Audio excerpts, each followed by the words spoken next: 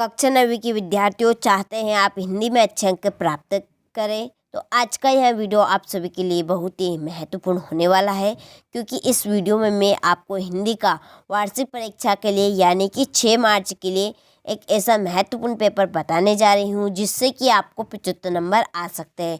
तो चलिए बिना टाइम वेस्ट किए वीडियो को स्टार्ट करते हैं। तो चलिए देखिए यहाँ से कि छायावाद के प्रवर्तक माने जाते हैं जयशंकर प्रसाद। प्रेम वाटिका के रचनाकार है रसखान। रसात्मक काव्यम परिभाषा किसकी है? आचार्य विश्वनाथ की। किस जानवर को कभी क्रोध नहीं आता? गधा। माता पिता में समास है द्वंद्व समास। मृत्यु का तरल दूध कौन था? तेज प्रवाह से आता पानी। ठीक, इस तरह से हमने सही विकल्प कंप्लीट किए। देखिए इस पेपर का मैं आपको यहाँ पे सॉल्यूशन भी प्रोवाइड कराऊंगी, तो वीडियो आप पूरा जरूर देखिए। चलिए अगला क्वेश्चन है, रिक्त स्थानों की पूर्ति कीजिए। कि सोने का घड़ा शराब से भरा हो तो सज्जन निंदा करेंगे। महाकाव्य में जीवन का विस्तृत चित्रण होता है। सूर्य का तत्भव शब्द सूरज होगा। हमारा कुकुर नहीं जाएगा तो हम भी नहीं जाएंगा। प्रातः काल दोनों मित्र कांजी हौज में बंद कर दिए।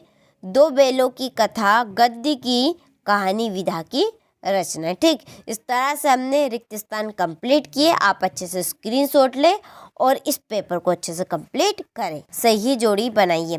पंचवटी की जोड़ी है खंडकाव्य। दो बैलों की कथा की जोड़ी है प्रेमचंद्र। विद्यालय की जोड़ी रहेगी दीर्घ संधि।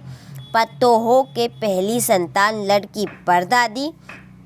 कई अंकों वाली रचना नाटक टोपी जूता। ठीक, इस तरह से हमने सही जोड़ी कंप्लीट की। चलिए अगले क्वेश्चन की ओर बढ़ते हैं। सत्य असत्य नई कविता में खड़ी बोली में रचनाएं अधिक की गई है। सत्य रसयुक्त वाक्य ही काव्य है। कथन आचार्य विश्वनाथ का है। सत्य झूरी गया का साला था। सत्य हिमालय दीर्घ संधि का उदाहरण है। सत्य रिलीफ डॉक्टर ने नाव में कुत्ते को बैठा लिया था। असत्य हजारी प्रसाद द्विवेदी युग के निबंधकार है, तो ये भी असत्य है। अच्छे से स्क्रीनशॉट ले और अच्छे से कंप्लीट करें। चलिए अगला क्वेश्चन देखते हैं। एक वाक्य में उत्तर दीजिए। ना खाकर प्राणी क्या बनेगा? अहंकारी।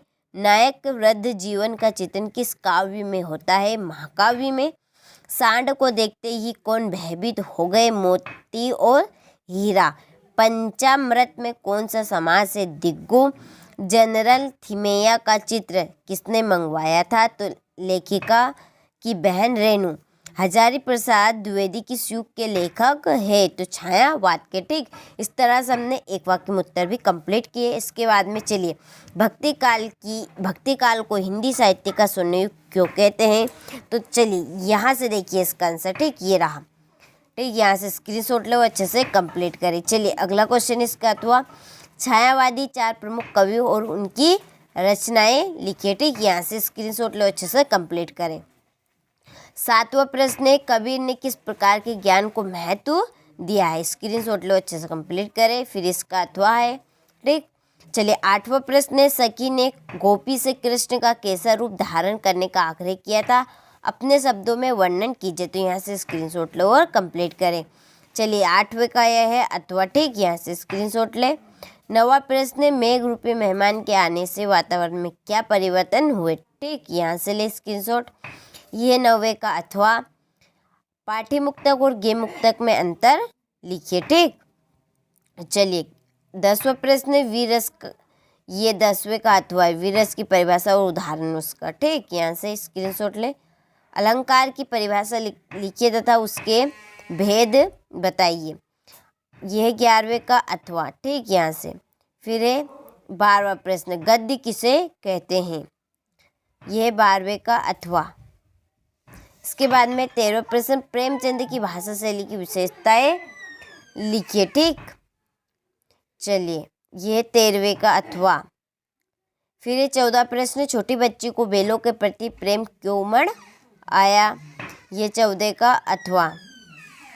फिर है 15 प्रश्न, सावले सपनों की यार शीर्षक की सार्थकता पर टिप्पणी लिखिए। 15 का अथवा।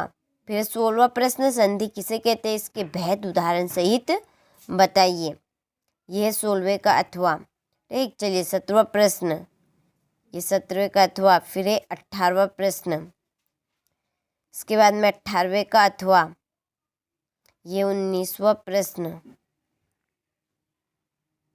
चलिए ये 19वें का अथवा।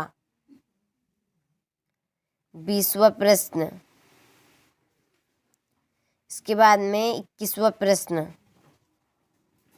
ये 21वें का अथवा।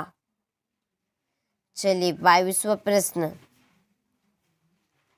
और ये है 22वें का अथवा। और 23वें प्रश्न की बात रही तो मैं आपको 23वां प्रश्न अगले वीडियो में बताऊंगी, क्योंकि 23वें प्रश्न में निबंध है, तो 4-5 निबंध आपको मैं एक ही वीडियो में बता दूंगी। ठीक, तो